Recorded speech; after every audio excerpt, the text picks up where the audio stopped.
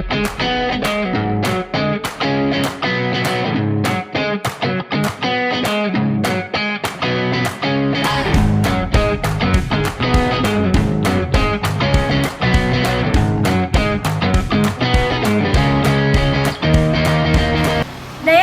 Nusantara atau Danantara resmi diluncurkan Presiden Prabowo Subianto.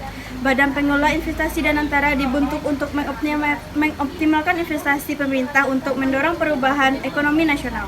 Danantara akan mengelola aset BUMN yang nilainya lebih dari Rp14.000 triliun. Pengelolaan dana berjumlah fantastis ini jadi pertaruhan. Hari ini saya Atifa Sri Devi turut mengundang saudari Asifa ini sebagai narasumber saya. Saya telah bersama saudari Asifa ini. Asifa ini, bisakah Anda menjelaskan Daya Anagata Nusantara atau Danantara? Baik, terima kasih moderator. Menurut Kompas.com, tugas utama Danantara adalah mengelola Badan Pengelolaan Investasi atau BP pada investasi strategis dan berkelanjutan untuk mendukung pertumbuhan ekonomi di Indonesia. Lebih spesifiknya, Danantara mengelola individu BUMN, mengatur pertanyaan modal, dan melakukan BUMN. Berikut beberapa tugas dan fungsi Danantara. Mengelola individu BUMN. Danantara berfungsi bertanggung jawab atas pengelolaan dividen yang diperoleh dari berbagai BUMN yang baik. Yang kedua yaitu Danantara memiliki wewenang tanggung jawab pengelolaan dividen yang diperoleh dari berbagai BUMN yang baik. Yang ketiga yaitu menyetujui restrukturisasi BUMN. Danantara juga bertugas untuk menyetujui restrukturisasi BUMN, termasuk merger, akuisisi, dan pemisahan usaha. Yang kelima yaitu mengoptimalkan aset negara. Danantara bertujuan untuk menstabilisasikan dan mengoptimasikan aset negara melalui investasi strategis yang didapatkan meningkatkan efisiensi dan mendukung kemakmuran dalam jangka. Sekian saya kembalikan. Baik, terima kasih Asifa ini. Baik, hari ini saya sudah bersama tim pro, yaitu pembicara pertama Atika dan pembicara kedua Dina. Selanjutnya di sisi lain ada tim kontra, yaitu pembicara pertama Jamal dan pembicara kedua Azura. Saya ke tim pro dulu. Menurut Atika Salsabila, bagaimana pandangan Anda tentang Danantara? Baik, menurut pandangan saya, Danantara diharapkan dapat mengoptimalkan pengelolaan aset BUMN dan negara senilai lebih dari 14.000 triliun untuk investasi berkelanjutan seperti energi terbarukan dan manufaktur yang canggih, sehingga dapat mendorong pertumbuhan Indonesia dan menjadikan Indonesia sebagai pemain global yang kuat. Dengan adanya Danantara sebagai holding company, pengawasan dan koordinasi antara BUMN dapat diharapkan lebih efektif dan transparan dibandingkan pengawasan yang selama ini dilakukan secara terpisah oleh kementerian. Berpotensi memperbaiki tata kelola aset negara dan mengurangi penunjukan komisaris dan direksi yang transparan. Danantara bertujuan untuk mengelola aset negara dan BUMN yang sangat besar, mencapai lebih dari 14.000 triliun. Dengan pengelolaan yang terpusat dan profesional, diharapkan aset-aset ini dapat dimanfaatkan secara optimal untuk investasi dan dapat dimanfaatkan untuk produktif dan berkelanjutan. Model pengelolaan terpusat seperti ini telah berhasil diterapkan di negara-negara maju, misalnya holdings di Singapura yang mampu mengelola aset negara dengan transparan dan menghasilkan keuntungan yang besar. Selanjutnya, Danantara dapat menjadi instrumen yang penting untuk mendukung program transformasi ekonomi Indonesia, khususnya dalam transisi energi hijau, pengembangan teknologi, dan manufaktur berteknologi tinggi. Dengan dana yang besar dan pengelolaan profesional, Danantara dapat berinvestasi dalam proyek-proyek yang membutuhkan modal besar dan jangka panjang yang sulit dilakukan oleh BUMN secara individual.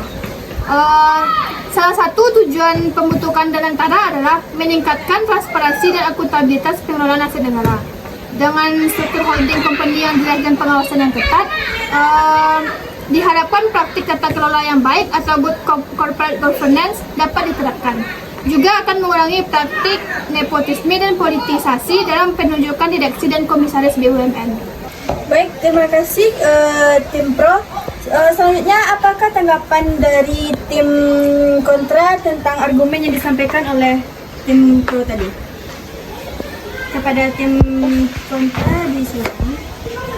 Menurut pendapat saya, meskipun tujuan Danantara adalah meningkatkan transparansi, kenyataannya pembentukan holding ini justru menimbulkan kekhawatiran terkait pengelolaan dana yang sangat besar secara tertutup, pengawasan publik yang terbatas, dan keterlibatan tokoh politik dalam pengelolaan dapat membuka peluang korupsi. Korupsi dan nepotisme membuka peluang korupsi. Hal ini berpotensi memperburuk reputasi BUMN dan mengurangi kepercayaan masyarakat. Potensi konsentrasi kekuasaan dan oligarki. Pengelolaan dana publik sebesar 325 triliun yang dialihkan ke Danantara berpotensi memperkuat oligarki, ekonomi dan politik. Dana yang seharusnya digunakan untuk kepentingan rakyat bisa saja dimanfaatkan untuk kepentingan kelompok tertentu. Hal ini bertentangan dengan prinsip demokrasi dan pemerataan ekonomi. Birokrasi yang bertambah dan risiko inefisiensi pembentukan holding company ini bisa menambahkan lapisan birokrasi yang kompleks dan memperlambat pengambilan keputusan. Alih-alih memperlambat pengambilan keputusan dapat menimbulkan tumpah tindih fungsi dan konflik kepentingan antar unit usaha, sehingga menghambat inovasi dan respon cepat terhadap dinamika pasar. Risiko investasi yang tinggi dan beban keuangan negara, Danantara akan mengelola investasi dalam proyek-proyek besar yang berisiko tinggi seperti energi terbaru dan teknologi baru. Jika investasi gagal, kerugian akan sangat besar dan berpotensi membebani keuangan negara. Selain itu, dana yang dialihkan dari APBN ke Danantara juga berisiko mengurangi dana untuk program sosial, membangun infrastruktur yang mendesak. Kurangnya kesiapan regulasi dan pengawasan. Regulasi yang mengatur di Danantara masih belum matang dan pengawas dari lembaga negara seperti DPRD dan BPK belum jelas mekanismenya. Hal ini menimbulkan ketidakpastian hukum dan risiko penyalahgunaan wewenang. Selain itu, peluncuran Danantara yang tergesa-gesa tanpa sosialisasi yang memadai menimbulkan resistensi dari berbagai kalangan. Baik, telah kita dengarkan dari tim pro dan kontra. Selanjutnya kita akan kembali kepada tim pro, yaitu kepada pembicara kedua. Bisakah menjelaskan tentang efisiensi Danantara di Indonesia? Baik, menurut saya Danantara bertujuan mengkonsolidasikan aset negara yang tersebar di berbagai BUMN dan lembaga investasi. Pengelolaan terpusat berpotensi mengurangi duplikasi, meningkatkan koordinasi, dan menghasilkan skala ekonomi yang lebih besar. Ini dapat mengoptimalkan penggunaan sumber daya dan meningkatkan pengembalian investasi. Struktur manajemen yang terpusat dapat mempercepat pengambilan keputusan strategis, mengurangi efisiensi yang disebabkan oleh koordinasi antar lembaga yang lambat dan tumpang tindih. Dengan mengelola aset negara secara terkonsolidasi, Danantara berpotensi menarik investasi global yang lebih besar dan mengakses pasar modal internasional dengan lebih efektif. Contohnya, dana sebesar 300 triliun lebih yang merupakan hasil penghematan dari pos-pos belanja negara yang rawan korupsi, tidak efisien, dan kurang tepat sasaran, kini dikelola oleh Danantara. Dana ini diinvestasikan dalam lebih dari 20 proyek strategis nasional seperti hilirisasi nikel, bauksit, tembaga, pembangunan pusat data, ada pengembangan kecerdasan buatan, kilang minyak, pabrik petrokimia, produksi pangan, aquaculture, serta energi baru dan terbarukan. Dengan cara ini, dana yang sebelumnya terbuang atau kurang produktif dialihkan ke investasi yang mendorong industrialisasi dan kemandirian ekonomi. Contoh yang kedua, salah satu contohnya efisiensi adalah konsolidasi aset PT Perusahaan Listrik Negara atau PLN yang dijadikan jaminan pembiayaan dalam program transisi energi dari pembangkitan listrik tenaga uap batubara ke energi baru terbarukan. Skema ini memungkinkan PLN memperoleh investasi yang lebih besar dan mempercepat transisi energi bersih, sekaligus meningkatkan nilai tambah aset BUMN secara lebih efisien. Contoh selanjutnya yaitu Danantara memiliki kewenangan melakukan merger, akuisisi, dan restrukturisasi BUMN untuk meningkatkan efisiensi operasional dan daya saing global. Dengan pengelolaan terpusat, redundansi dan duplikasi fungsi antar BUMN dapat diminimalkan, sehingga biaya operasional turun dan produktivitas meningkat.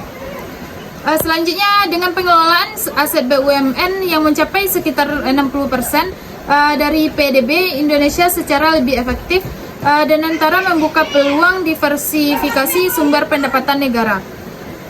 Hal ini mengurangi ketergantungan pada pendanaan APBN langsung datang dan utang luar negeri, sehingga fiskal negara menjadi lebih sehat dan efisien. Selanjutnya, efisiensi pengelolaan investasi oleh Danantara juga meningkatkan daya tarik Indonesia bagi investor global, termasuk kerjasama dengan investor dari Abu Dhabi di sektor energi baru terbarukan. Pendekatan ini mempercepat aliran modal asing ke proyek-proyek strategis nasional dengan pengelolaan yang transparan dan profesional. Baik, telah kita dengarkan argumen dari tim pro yaitu Dinas. Selanjutnya, bagaimana pendapat dari tim kontra tentang argumen yang telah disampaikan oleh tim pro? Terima kasih kepada moderator. Pendapat saya, pengelolaan aset negara yang sangat besar di bawah Danantara membutuhkan transparansi dan akuntabilitas yang tinggi. Namun, akses publik terhadap informasi detail mengenai investasi, pengeluaran, dan keuntungan yang dihasilkan masih terbatas. Hal ini memicu kecurigaan akan potensi penyalahgunaan dana dan kurangnya akuntabilitas. Mekanisme pengawasan yang independen dan efektif perlu diperkuat untuk mencegah potensi penyimpangan. Contohnya, bandingkan dengan praktik di negara lain yang memiliki lembaga investasi serupa, tetapi dengan tingkat transparansi yang lebih tinggi. Serat pentingnya akses informasi publik untuk mencegah korupsi dan memastikan penggunaan dana yang tepat sasaran. Penggabungan aset dari berbagai BUMN dan lembaga investasi di bawah satu atap meningkatkan potensi konflik kepentingan. Kedekatan antara pemegang kekuasaan dan pengelolaan Danantara dapat memicu kecurigaan akan adanya kepentingan yang tidak terungkap. Proses pengambilan keputusan yang kurang transparan semakin memperkuat kekhawatiran ini. Sistem yang efektif untuk mencegah dan mengelola konflik kepentingan sangat penting. Contohnya, memberikan contoh kasus konflik kepentingan di BUMN atau lembaga investasi lain di masa lalu, dan jelaskan bagaimana hal tersebut dapat dihindari dengan mekanisme yang lebih transparan dan akuntabilitas di Danantara. Pembahasan lapisan birokrasi baru dengan pembentukan Danantara berpotensi memperlambat pengambilan keputusan dan pengurangan fleksibilitas operasional BUMN. Duplikasi fungsi dengan lembaga lain juga menjadi kekhawatiran. Bukti empiris mengenai peningkatan efektivitas dan efisiensi pengelolaan aset negara setelah membentuk Danantara perlu dikaji secara kritis. Contohnya, bandingkan dengan mode pengelolaan aset negara di negara lain yang lebih efisien dan efektif, dan menjelaskan mengapa model tersebut lebih baik daripada model yang diterapkan di Danantara. Legislasi yang terkesan terburu-buru dan kurang transparan memicu kritik. Kurangnya akses publik terhadap dokumen perubahan undang-undang BUMN yang menjadi landasan hukum Danantara menimbulkan pertanyaan mengenai legalitas dan legitimasi pembentukannya. Partisipasi publik yang minim dalam proses pengambilan keputusan juga menunjukkan kurangnya akuntabilitas. Saya ingin bertanya kepada kelompok pro, bagaimana proses legislasi yang lebih transparan dan partisipasi dapat meningkatkan kepercayaan publik terhadap Danantara?